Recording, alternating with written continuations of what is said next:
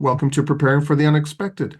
I'm your host, Alex Fullick, and as always, we like to talk about things related to resilience, crisis management, business continuity, anything that helps you, your organization, or your community prepare for, respond to, and overcome adverse situations. If you'd like to be a guest on the show, please feel free. You can find me on LinkedIn. I am the only Alex Fullick there. I'm really easy to find, and I do respond to everything I get.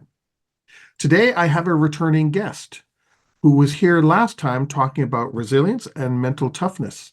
This time, we're going to talk about burnout, and I'd like to welcome back Anne Bonney. Anne, welcome back. Hey, Alex, it's great to be back.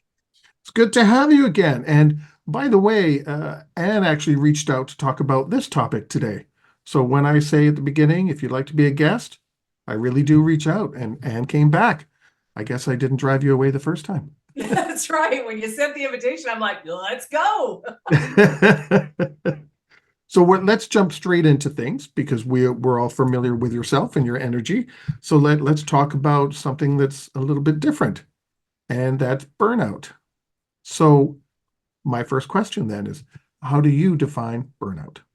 Yeah, burnout is something that is a huge problem these days. And it's basically when your stress gets so bad that the only way to deal with it is to get out of the situation and make a giant change. It's where, the stress becomes unmanageable. You can't sleep, you can't, think, you can't live your life in a healthy, functioning way. And so one of the things as we talk about mental toughness and change is to start to think about how do we deal with the stress that we have so it doesn't turn into burnout, because at that point you got to make some significant changes. Now, you talked about in some of the notes you sent back to me, you talked about 5 factors. Now, I'm not sure if that's 5 factors of burnout or 5 factors that help identify burnout or as a result of burnout. So, what are 5 factors that you associate then with burnout? Yeah, it's the contributing factors. I talked to Ah, Terry Wu. He's a neuroscientist and a speaker, and he identifies these 5 factors that can really contribute or reduce stress that may lead to burnout. it can do both. The same factor could do both. Start again. I'm sorry. That one of the factors or any of these factors can do both. They can contribute to and help with. No, what I'm saying is if these factors are out of control, it can lead to burnout. Oh, Whereas if you are aware of them and can manage them, it can reduce burnout or reduce the I stress that see. may Okay, lead to burnout. my Yeah, misunderstanding. yeah, I'm yeah. glad you clarified that. That would be a really short episode. Like, damn, if you do, you We have don't. to end. I'm stressed out. So, what are the 5 factors? Yeah. So the 5 factors are if you don't have predictability in a situation, that's super stressful. If you have no control over a situation, that's super stressful. And if you don't have see any progress or improvement or something getting better, that is a huge stressor as well. And then the other two are if you don't have an outlet to release the stress and you don't have the social connections to help release that stress, that can also lead to significant stress and burnout as well. Well, let's break those down a little bit and talk about each one. Predictability. Uh, what are we predicting? That everything, do we have to have rose-colored glasses on? Everything's going to be fine? Like, what does predictability really mean? Well, the way I like to think about it is in a frontline, call it the emergency room. Okay. You have no idea when something catastrophic is going to walk in the door. You have no idea. It could happen at any time. It could not happen all day. And that unpredictability can be very stressful. Um, if I think about teaching, I know I used to be a special ed teacher, and I know that from 9 a.m. to 3 p.m., that's when the kids were going to be there. But other than that, I didn't have to really be responsible for anybody. So it was that 7 hours that was more predictable in what we were going to be doing through the day. So that predictability of being able to tell when something's going to happen. If you think about a first responder, they'll get a call to go and respond to a situation that kind of creates lack of predictability, but it creates a little bit more predictability because I have the ability to prepare myself for the situation. But if I have no idea when the stressor is going to hit, that's incredibly stressful. Yeah, it can be. And I guess you used a great example because I was thinking of first responders and people in emergency rooms as well, and I have a neighbor who works in the emergency ward at the hospital here. And some days it's unbelievable. Just, you can't keep up. Just things explode. She goes, and it really does a number on the doctors, the nurses, and other staff that are there. Yeah. And this is where in some jobs, you aren't going to have any predictability.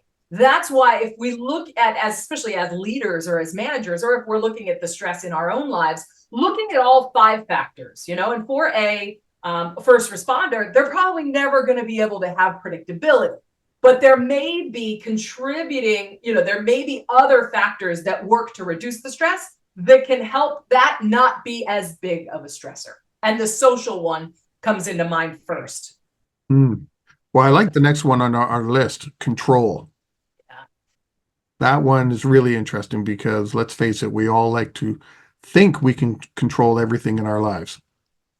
And that's so far from the truth. Well, and you're totally right. And this is something that facing the reality of is kind of the first mindset piece of this, of saying there are certain things I can't control. I'm going to hit traffic. It's going to rain. There's going to be people that come into my life that do things that I wasn't expecting and I don't like.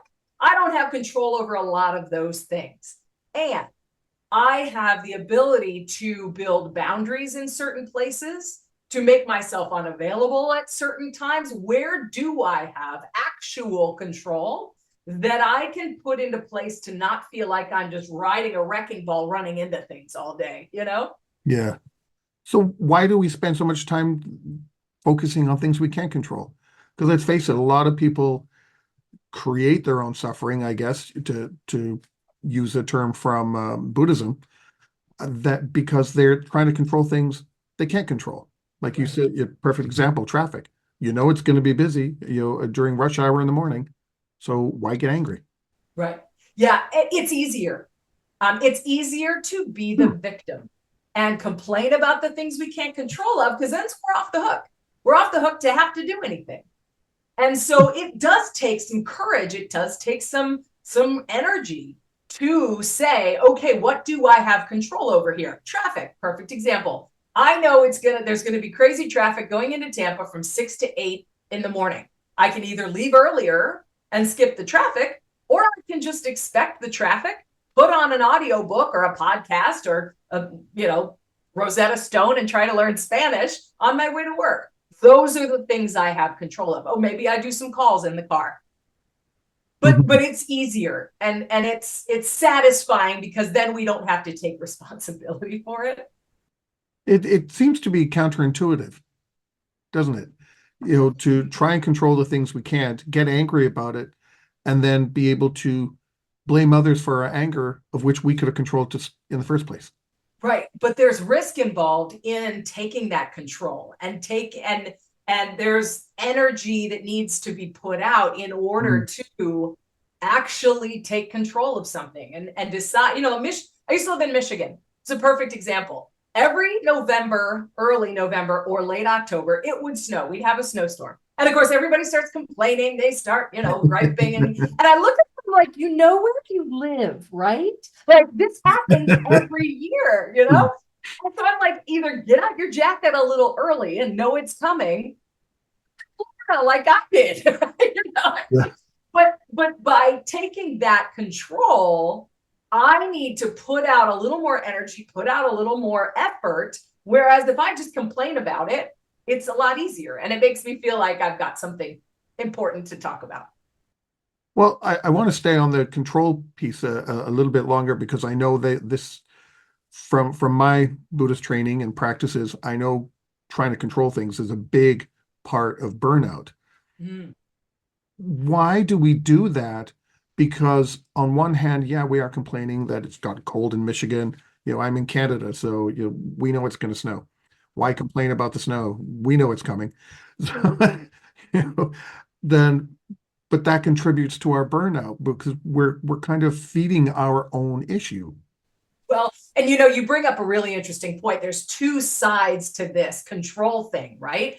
Me trying to control things that me not releasing control of the things that I can't control, like the weather and traffic and things like that. And then me trying to control everything, like everything our kids do, everything our spouse does, everything the people that work for us do. And so that's kind of the other side of this double-edged sword of if I try to control everything, that's going to be super stressful too, because I'm not going to be successful. And so there is a middle ground that needs to be reached here to be able to say, okay, what do I need to let go of?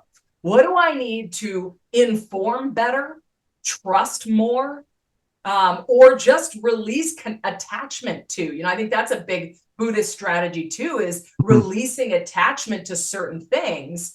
And so I think, and that's really hard for people because they feel like if they let go of any of that control, that's all an illusion anyway. It is super, really stressful.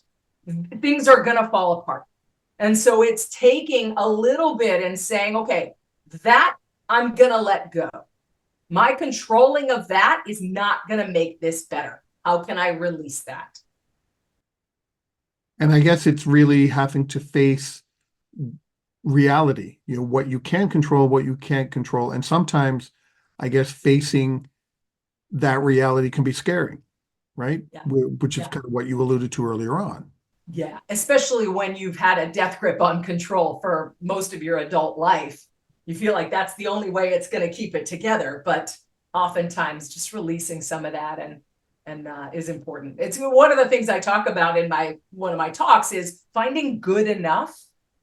And that makes people super stressed out sometimes because it's like, good enough. I'm not saying that there aren't times where we need to find excellence, but sometimes there is a point of diminishing returns on increased effort over time. We start to lose the value that we get as we continue to try to, control stuff. So it's finding the situations where I can let go and good enough is fine, so that I can put that energy towards the places where continued effort continues to get me value.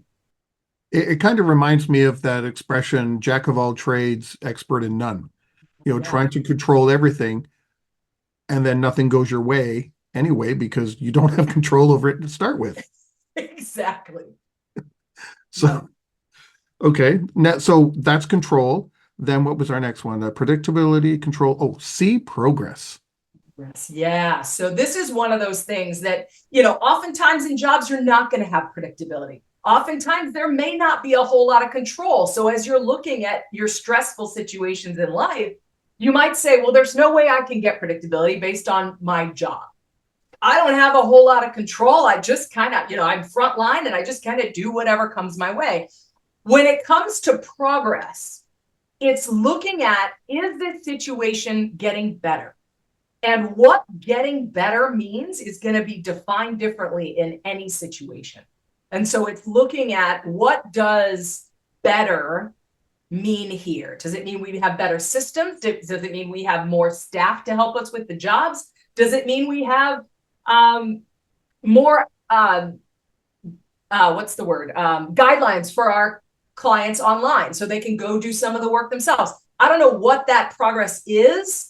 But when we start to see progress in a stressful situation, that makes us feel better. It makes us feel like we're making some headway and something's going to get better. And there's hope in that, which hope is huge when it comes to stressors and looking forward and all of that.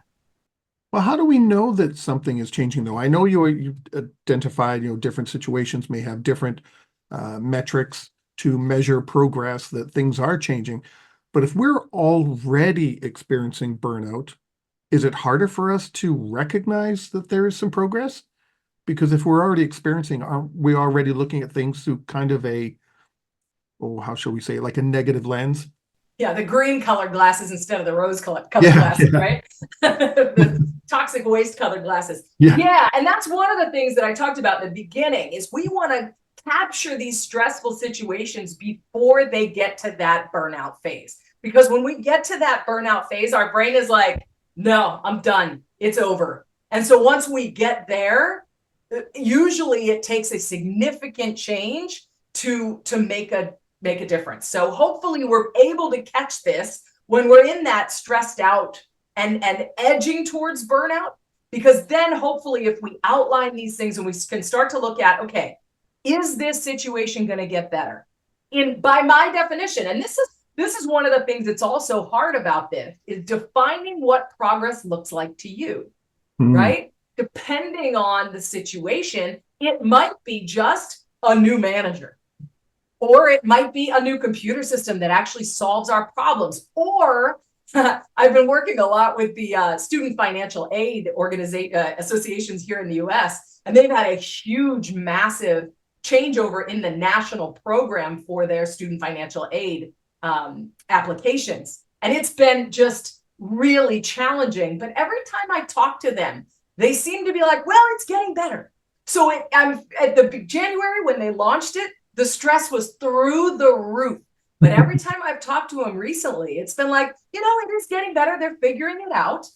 So they're starting to see that progress. And so recognizing that progress is really important if we're managers, if we're leading people, and for individuals to recognize, okay, yeah, this is getting better. Well, that's 3 so far: predictability, control, and see progress. We've come to the end of our first segment. Today, we're talking with Bonney about burnout. We will be right back. If you like that video, thumbs up. If you didn't like that video, thumbs down. But leave me a message and let me know your thoughts. Of course, don't forget to subscribe. And in the meantime, stay prepared, everybody.